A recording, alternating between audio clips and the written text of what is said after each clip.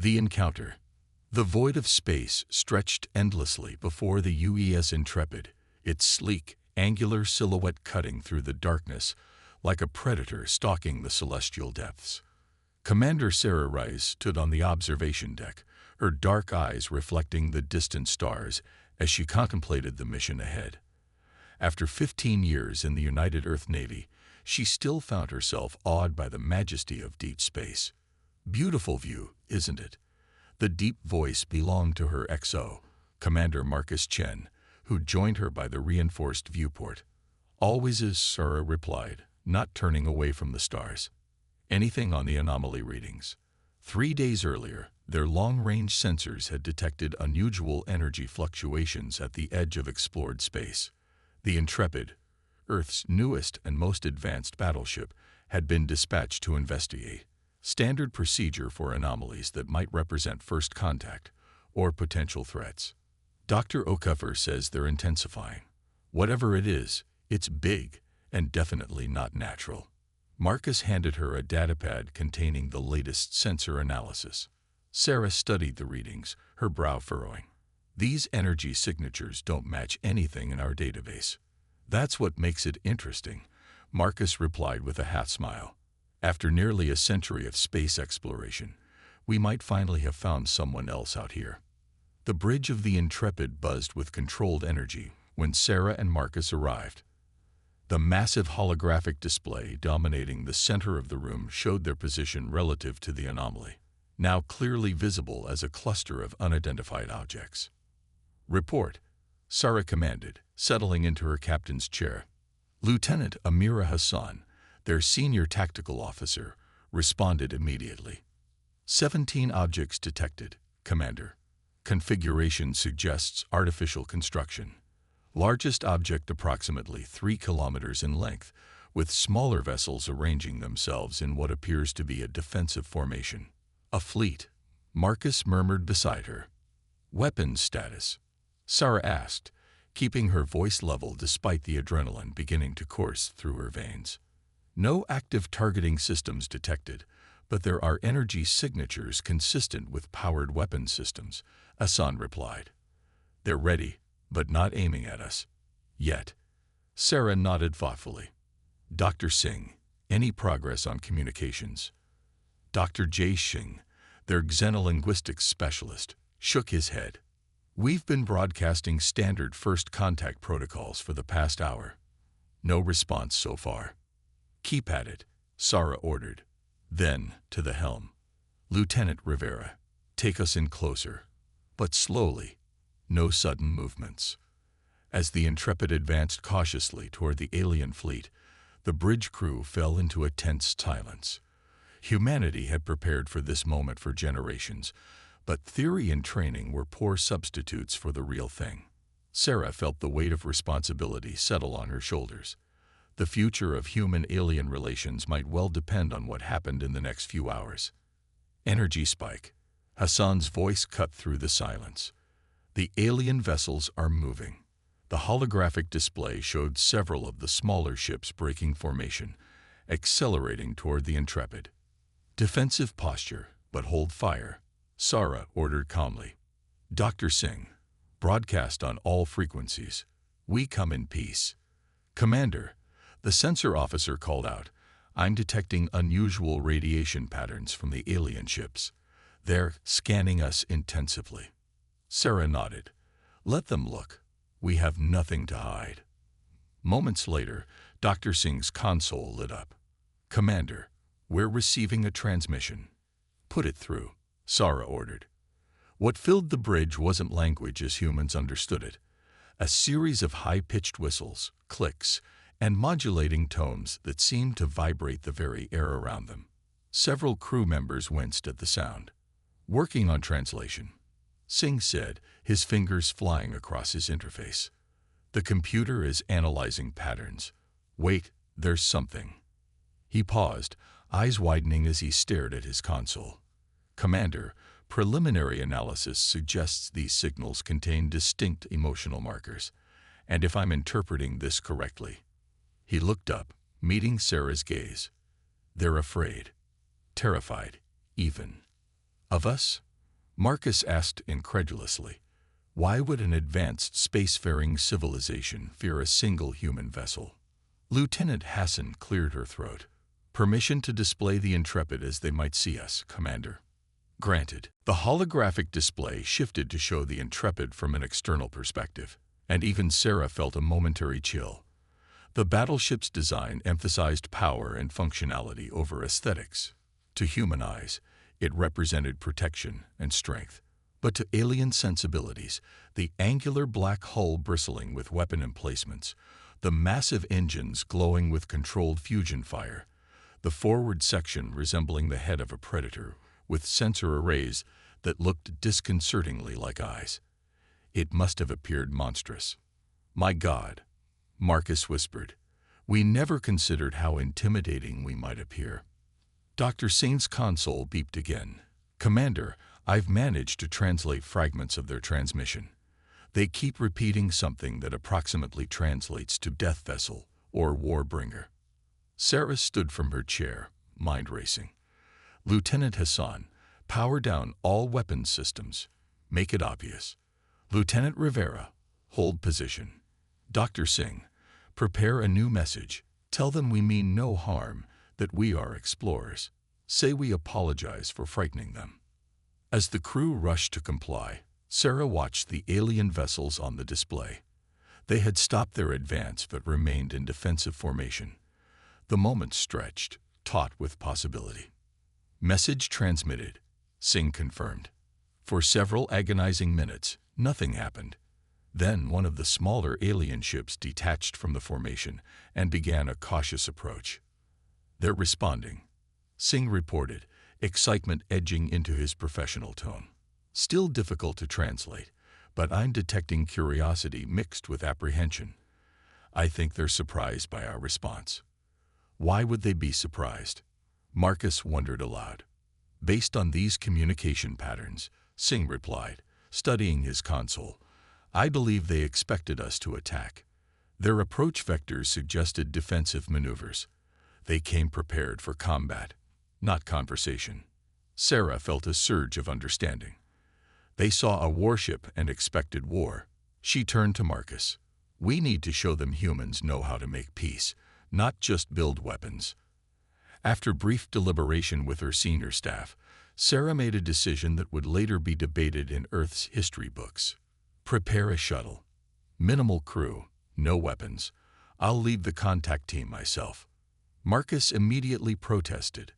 Commander, regulations clearly state. I know the regulations, Sarah cut him off. But they're terrified of our ship. They need to see our faces, not our firepower. She turned to address the bridge crew. Humanity has dreamed of this moment for centuries. Today, we show the universe not just what we can build, but who we are. As preparations began for the shuttle mission, Sarah returned her gaze to the alien vessel, now holding position a kilometer from the Intrepid. Somewhere aboard that strange craft, alien eyes were watching, wondering what kind of species had built such a fearsome vessel only to offer peace when confronted with fear. The small shuttle designated for the contact mission gleamed under the bay lights as Sarah conducted final inspections. She had selected her team carefully. Dr. Singh for communications, Dr. Okafor for scientific analysis, Lieutenant Hassan for security, though unarmed, and herself. 4 humans about to make history. All systems green. Commander, the shuttle pilot reported. Ready when you are. Sarah nodded, taking one last look at the Intrepid through the bay's force field. The massive battleship had been built to protect humanity from potential threats in the cosmos, yet now it threatened to undermine their first contact. The irony wasn't lost on her. Let's show them who we really are, she said, boarding the shuttle with her team. As the small craft left the protection of the Intrepid and moved toward the waiting alien vessel, Sarah couldn't help but feel they were crossing a threshold, not just for themselves, but for all of humanity. The stars watched in silence as the distance closed between 2 species about to meet for the first time. Understanding and resolution. The alien vessel loomed before them, its design unlike anything humans had created. Where Earth ships favored sharp angles and efficient symmetry, This craft resembled something organic, curved, flowing lines with an iridescent hull that shifted colors as they approached, like the skin of some deep-sea creature. "Beautiful," Dr. Okafor whispered, her scientific detachment momentarily abandoned in the face of alien artistry. The shuttle's communication system crackled to life with another series of modulating tones and clicks. Dr. Singh adjusted his portable translator, his expression intense with concentration. "They're inviting us to dock," he said, sounding surprised. "At least I think that's what they're saying. They've activated some kind of guidance system." Sarah nodded. "Follow their lead, Lieutenant." Nice and easy. As their shuttle was guided into what appeared to be a docking bay, Sarah felt the weight of the moment. No human had ever set foot on an alien vessel before. Despite years of training for this possibility, she found her heart racing with a mixture of excitement and apprehension. The docking procedure completed with a gentle thud. Atmosphere readings appeared on their displays, showing a mix surprisingly compatible with human needs, slightly higher oxygen content, but well within tolerable limits. "Helmets on, but visors up," Sarah ordered. "Let them see our faces, but we'll be protected if there's any unexpected reaction." When the airlock cycled open, Sarah led her team into history. The interior of the alien vessel was as organically curved as its exterior, with soft ambient lighting emanating from the walls themselves. The air carried a faint scent reminiscent of cinnamon and ozone. And there, waiting for them, were the aliens. Sarah's first impression was of height. The three beings before them stood nearly 8 feet tall, with slender, graceful limbs.